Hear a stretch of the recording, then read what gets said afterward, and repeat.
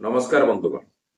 आमे समस्ते जानू जे आमर नागरिक मानक नहीं विशेषकर भोटर मानक नहीं आमर ग्राम पंचायत माने पल्ली सभार आयोजन करती, ग्राम सभार आयोजन करती, किंतु एबे बाल सभा बा शिशु मानक नहीं सभा करबा पई मध्य सरकार निर्देश देइछन्ति। 4 मार्च 2024 तारीख दिन आमर पंचायती राज एवं पानीय जल विभाग ओडिशा सरकार समस्तंकु सबु विभाग मुख्य एवं जिला प्रशासन मानू एने एक नोटिफिकेशन जारी करिसंती। एथिरे आमर जो ओडिशा ग्राम पंचायत आईन र धारा 152 को व्यवहार करी बाल सभा बा चिल्ड्रेन असेंबली करिवार प्रावधान कथा कुहा जायछि। तेबे जेतेबेले आमे बाल सभा करिबा बा चिल्ड्रेन असेंबली करिबा किए सेतिरे भाग नेबे, केउ माने अध्यक्षता करिवे एवं कौन सब आलोचना हब से संपर्क में आज अध्याय आमे आलोचना करिबा, जहा फल आपण माने निज पंचायत रे एभली बाल सभा आयोजन करबा दिगरे पदक्षेप नहीं पारिबे, पंचायत को पचारि पारिबे एवं पिला मानकर समस्या और अधिकार विषय सेठी आलोचना करिबार एक सुजोग तैयारी करि पारिबे। बाल सभा रे हमर 10 रु 18 वर्षर पिला माने अंशग्रहण करिबार विधि रही एवं एई जो बाल सभाटी हब ए बाल सभा से माने निजर समस्या चिन्हट करिवे, से विषय आलोचना करिवे, ताकू निजर आवश्यकता आधार रे ऊपर तल करि परिबे, कोटा प्रथम रे दरकार, कोटा अल्प समय बीती गले भी परे ताकू आमे देखि परिबा, प्राथमिकता तार तैयारी करिवे एवं से अनुसार पंचायत ता उपरे कार्यानुष्ठान नेबार प्रक्रिया करिवे, ग्राम पंचायत डेवलपमेंट प्लान रे ताकू शामिल करिवे।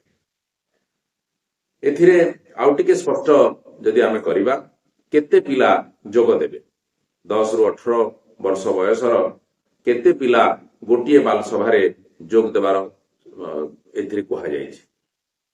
25 सर्वनिम्न एवं 40 पर्यंत पिलांकु एथिरे निमंत्रण करा जाय परिबो।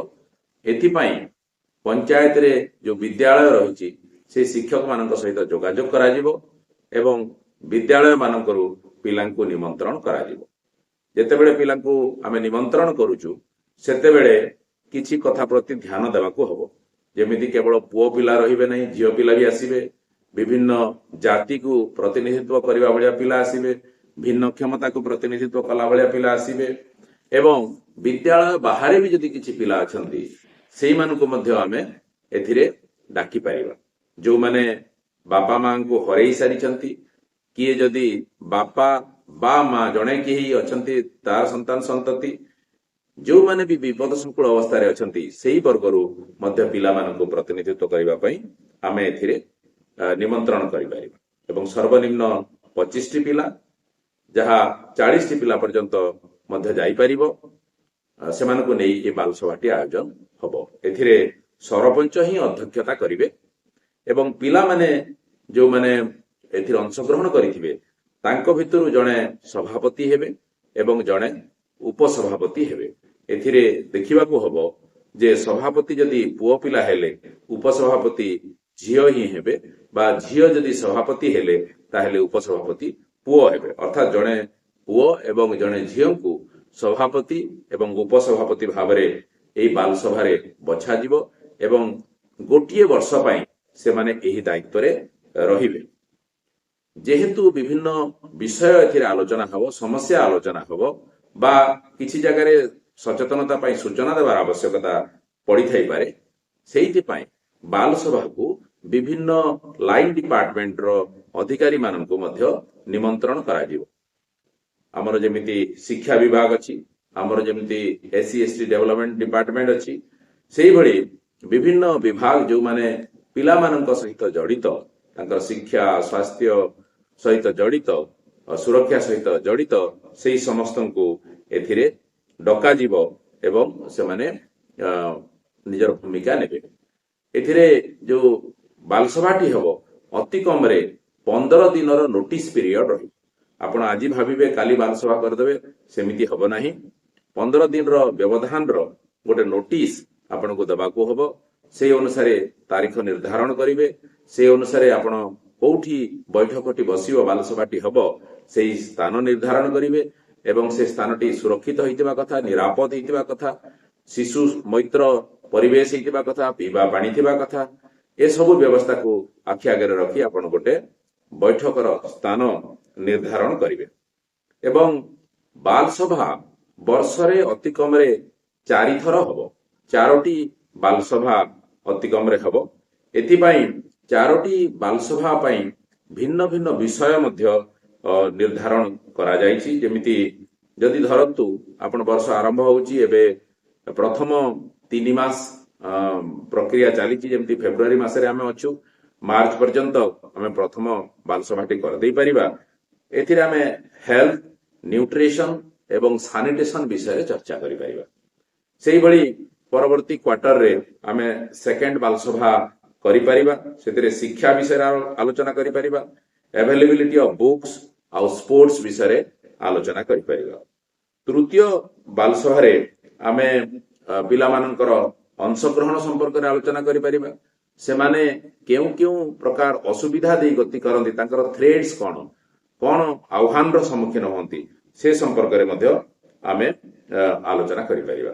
ଚତୁର୍ଥ ବାଲସଭାଟି ସେଇଭଳି ତାଙ୍କର ଭବିଷ୍ୟତ ସମ୍ପର୍କରେ ସେମାନେ ମତାମତ ଦେଇପାରିବେ ଏବଂ ଯାହା ଯାହା ଫ୍ୟାସିଲିଟିଜ ଅଛି, ଯାହା ଯାହା ସୁଯୋଗ ଅଛି, ସେ ସମ୍ପର୍କରେ ମଧ୍ୟ ଆଲୋଚନା ହେଇପାରିବ। ଏବଂ ଏଥିପାଇଁ ଯୋଉ ଲାଇନ ଡିପାର୍ଟମେଣ୍ଟ ସବୁ ଆସିଥିବେ ସେମାନେ ସାହାଯ୍ୟ କରିବେ ଆଲୋଚନା କରିବା ପାଇଁ। ତେବେ ଆଲୋଚନାରେ ସାଧାରଣତଃ ପିଲାମାନେ ସମସ୍ୟାକୁ ଚିହ୍ନଟ କରିବେ ଏବଂ ସମାଧାନ ପାଇଁ ତାଙ୍କର ମତାମତ ଦେବେ, ରେକମେଣ୍ଡେସନ ଦେବେ। ଏଇ ଚିହ୍ନିତ ହେଇଥିବା ସମସ୍ୟା ଆଉ ସମାଧାନର ମତାମତକୁ ପଞ୍ଚାୟତର ପିଇଓ ମିନିଟ୍ସ ଆକାରରେ ଲିପିବଦ୍ଧ କରିବେ ଏବଂ ଯାହା ଲିପିବଦ୍ଧ ହବ ତାହା ତ ପଞ୍ଚାୟତରେ ନିଶ୍ଚିତ ଭାବରେ ରହିବ, ଜିପିଡିପିରେ ସାମିଲ କରାଯିବା ପାଇଁ ପ୍ରାବଧାନ ହେବ। ତାକୁ ମଧ୍ୟ ଯେଉଁ ଯେଉଁ ବିଭାଗର ସମସ୍ୟା ସେଠି ଉତ୍ଥାପିତ ହେଇଥିବ ବା ସମାଧାନର କଥା କୁହାଯାଇଥିବ, ସେଇ ବିଭାଗକୁ ତାର ଗୋଟେ ଗୋଟେ କପି ଦିଆଯିବ ଏବଂ ବ୍ଲକ ଡେଭଲପମେଣ୍ଟ ଅଫିସ କୁ ମଧ୍ୟ ତାର ଏକ କପି ଦିଆଯିବ। ଏଇଭଳି ପ୍ରକ୍ରିୟାରେ ଆମେ ପିଲାମାନଙ୍କର ଅଂଶଗ୍ରହଣକୁ ସୁନିଶ୍ଚିତ କରିପାରିଲେ ସେମାନଙ୍କୁ ଆମେ ଗୋଟେ ଗଣତାନ୍ତ୍ରିକ ପ୍ରକ୍ରିୟା ସହିତ ଯୋଡ଼ି ପାରିବା। ସେମାନଙ୍କ ଭିତରେ ଗଣତାନ୍ତ୍ରିକ ଯୋଉ ମୂଲ୍ୟବୋଧ ରହିଛି ତାହା ବୃଦ୍ଧି ହେବ ଏବଂ ଆମର ସ୍ଥାନୀୟ ଶାସନ ବ୍ୟବସ୍ଥା ସହିତ ସେମାନେ ଜଡ଼ିତ ହେଇପାରିବେ, ନିଜ ସମସ୍ୟାକୁ ନିଜେ କହିପାରିବେ ଏବଂ ତାଙ୍କର ଯୋଉ ଅଧିକାର ରହିଛି, ରାଇଟ ଟୁ ପାର୍ଟିସିପେସନ, ଅଂଶଗ୍ରହଣ କରିବାର ଯୋଉ ଅଧିକାର ରହିଛି, ତାହା ମଧ୍ୟ ସୁନିଶ୍ଚିତ ହେବ। ଆସନ୍ତୁ ଆମେ ସମସ୍ତେ ନିଜ ପଞ୍ଚାୟତରେ, ନିଜ ଅଞ୍ଚଳରେ ଏହି ବାଲସଭାକୁ ସୁଦୃଢ଼ କରିବା ପାଇଁ ପଦକ୍ଷେପ ନେବା। ଯଦି ଆପଣମାନେ ଏ ସମ୍ପର୍କରେ ଅଧିକ କିଛି ଜାଣିବା ପାଇଁ ଚାହାନ୍ତି, ଆପଣମାନେ ଯଦି ବାଲସଭା ସମ୍ପର୍କିତ ଏହି ନୋଟିଫିକେସନକୁ ପାଇବା ପାଇଁ ଚାହାନ୍ତି, ତାହେଲେ ଆମ ସହିତ ଯୋଗାଯୋଗ କରନ୍ତୁ। ଆମେ ନିଶ୍ଚୟ ଆପଣଙ୍କ ପାଖକୁ ପଠେଇବୁ। ଧନ୍ୟବାଦ, ନମସ୍କାର।